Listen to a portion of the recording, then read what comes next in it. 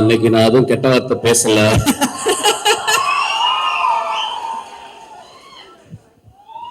ஒரு கொம்பு அறுத்து எடுத்துட்டாங்க, அதனால ஒரே ஒரு கொம்பு தான் இருக்கு. ஆக்சுவலா நான் வரக்கூடாதுன்னு நினைச்சேன். ஒரு 1 year I want to take a sabbatical leave on the stage, from the stage or whatever fuck it is. Sir? But ஆனால் 3 பேருக்காக இந்த மேடையில் வர வேண்டியிருந்துச்சு. ஒன்று வந்து நான் ஒரு படம் ஒர்க் பண்ணேன் அகரம் சாரோட. He never behaved as a producer. He behaved as my father actually. He loved my film.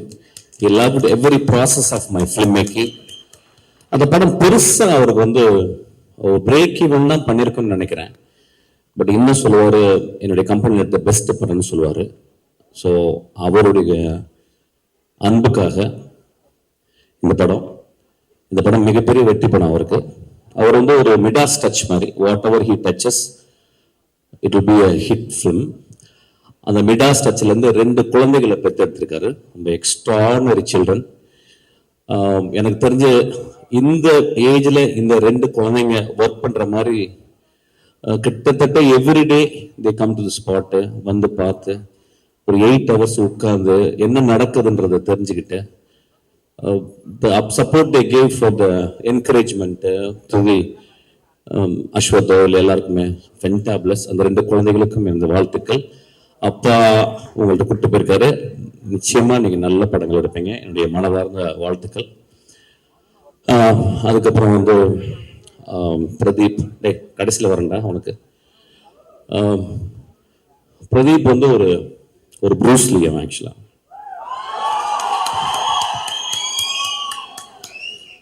இன்னும் அவன் எதுவும் ஃபைட் படம் பண்ணலை. ஒருவேளை என்கிட்ட பண்ணாலும் பண்ணுவான்னு நினைக்கிறேன்.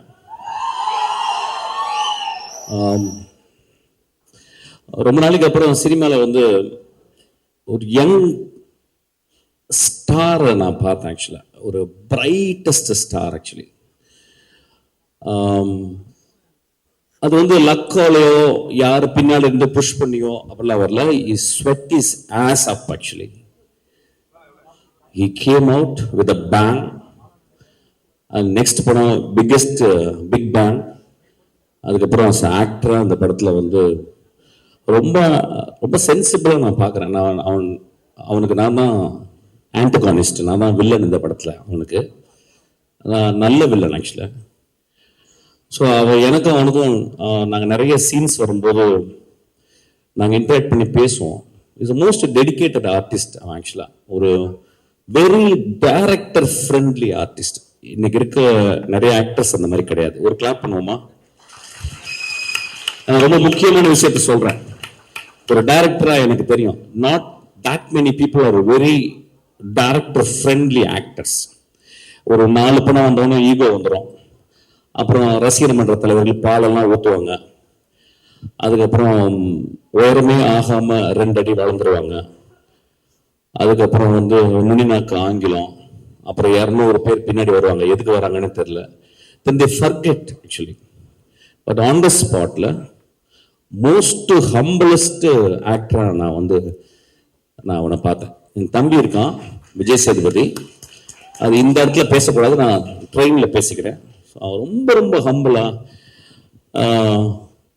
இப்போ வேற ஏதாவது பெரிய ஆள சொன்னா சொல்லுவாங்க, உடனே அடுத்த படத்துக்கு ஐஸ் வைக்கிறதுக்காக பேசுறாங்க. ஒரு வெங்காயமே வேணாம், பிரதீப் எனக்கு படம்லாம் கொடுக்க வேணாம். நீ ஒரு கேரக்டர் ஆக்டர் ப்ரிப்பேர்ஸ் அப்படின்பாரு ஸ்டானிஸ்லாவ்ஸ்கி. அதை படிச்சிருக்கானு தெரியல, நான் படிச்சிருக்கேன். பட் ஆனால் அவன் வந்து very few books he has read on film making, like Save the Cat அந்த மாதிரி 2-3. So he is so meticulous about his character. அவன் dialogue it was very astounding to be with him actually. எனக்கு இந்த ஒரு சின்ன ஏஜில் இவ்வளவு ரசிகர்களை வந்து அவன் எப்படி, நான் நிறைய அவனை பற்றி எங்கள் அசிஸ்டன்ஸ்லாம் பேசியிருக்கேன் ஆக்சுவலாக. நான் சொல்லும்போது அசிஸ்டன்ஸ் நம்ப மாட்டாங்க அசிஸ்டன்ஸ், ஏன்னா அசிஸ்டன்ஸ் என்னை விட திமிரு பிடிச்சவங்க.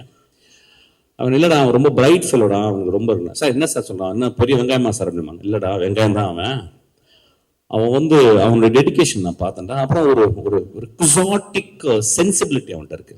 ஒரு சென்சிபிலிட்டி ஒரு மாதிரி சென்சிபிலிட்டிடா அது வந்து அவன் டெவலப் பண்ணியிருக்கான். I think is going to scale heights. அவங்க கூட ஒர்க் பண்ணது வந்து ரொம்ப ப்ரௌடாக ஃபீல் பண்ணுறேன். அதுக்கப்புறம் தம்பியோட ஒரு நாள் அவங்க கூட ஒர்க் பண்ணேன். ஸோ ஐ திங்க் நாங்கள் ஒர்க் பண்ணிகிட்டே இருக்க போகிறோம் நிறையா ஆஸ் அன் ஆக்டராக. சூப்பர்டா, பியூட்டிஃபுல்டா, லவ் யூ. உனக்கு நீ 200 வருஷம் வாழணும். நீ ரொம்ப நல்ல பையன். இதே மாதிரி இருக்கா, இன்னும் ஒரு 50 வருஷம் ஆனாலும் அப்படியே இருக்கா. உனக்கு வெற்றிகள் வந்து குமிஞ்சிக்கிட்டே இருக்கும் உனக்கு. ஆக்சுவலாக I know that you are a very good hearted fellow. Actually I know that it's very very rare in cinema. Actually you have to understand and nurture it. Then Ashwath. Ashwath வந்து very terrible director to work with. Actually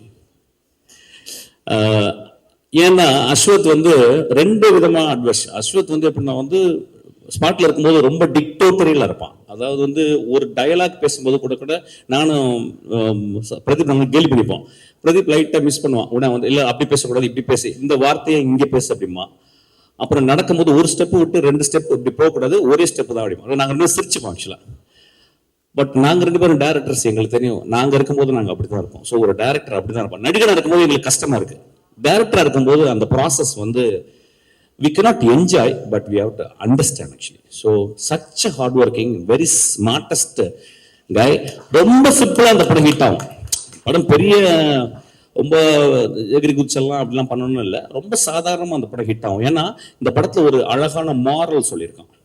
ஒரு moral, அதாவது இந்த காலத்து இளைஞர்களுக்கு சொல்ல வேண்டிய, இந்த காலத்து இளைஞர்களுக்கு எப்படி சொல்லணுமோ அந்த மெத்தட்ல ஒரு மாரல் சொல்லியிருக்கான். So it's a story. It is not a simple story. It is a deeply இன்கிரைன்ட் in morality.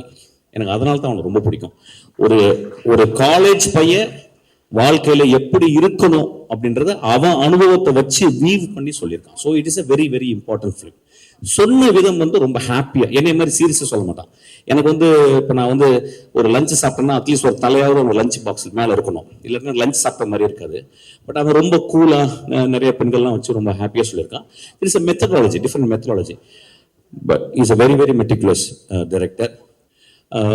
Direct பண்ணும்போது நிறைய டேக்ஸ் வாங்குவான்.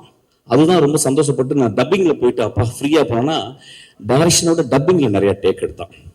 நான் வந்து ஒரு 4 டிஸ்பிளேஸ்மெண்ட், ஒரு நிறைய ஊர்கள், காரைக்குடி, திண்டுக்கல், மதுரை, மெட்ராஸ், யூரோப்லாம் நிறைய போயிட்டு வந்திருக்கேன்னா. ஆனா அவன் ஒவ்வொரு வார்த்தையும் சொல்லிக் கொடுப்பான். சார் இங்க வாங்க அப்படின்றத இங்க வாங்கன்னு சொல்லுங்க. நான் சொல்லுவேன் இங்க வாங்க, இல்லை சார் அப்படி சொல்லக்கூடாது, இங்க வாங்க அப்படி சொல்லுங்க சார்.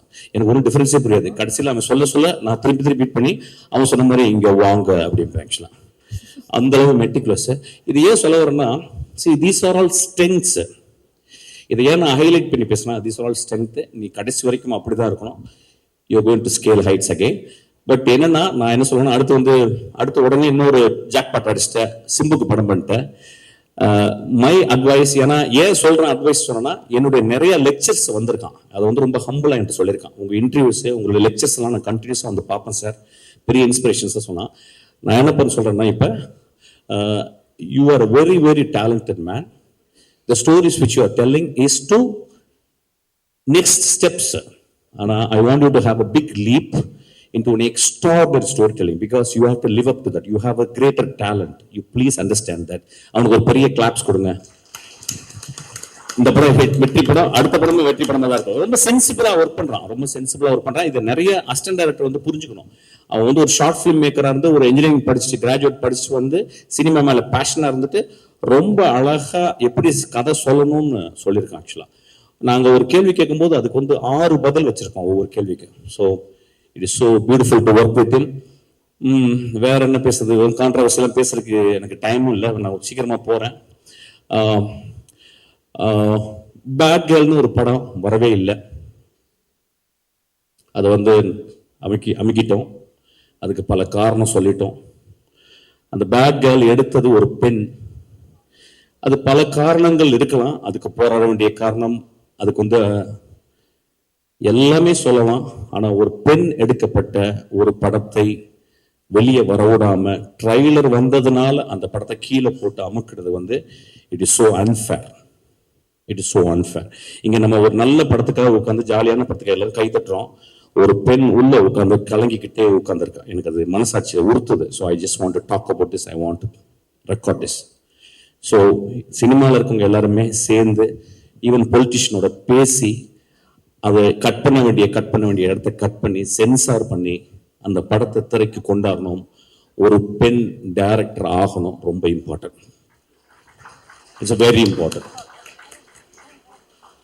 ஒரு 40 வருஷத்துக்கு 20 வருஷத்துக்கு ஒரு பெண் டைரக்டர் தான் வரா. அந்த பெண் வரணும். அந்த படத்துல நிறைய விஷயங்கள் சொன்னாங்க. ஆனா எக்ஸ்ட்ராடினரி ஃபில்ம் மேக்கிங் அந்த படத்துல நான் ட்ரைலர்ல பார்த்தேன். So we have to, it is not that we should talk against people, politicians or something.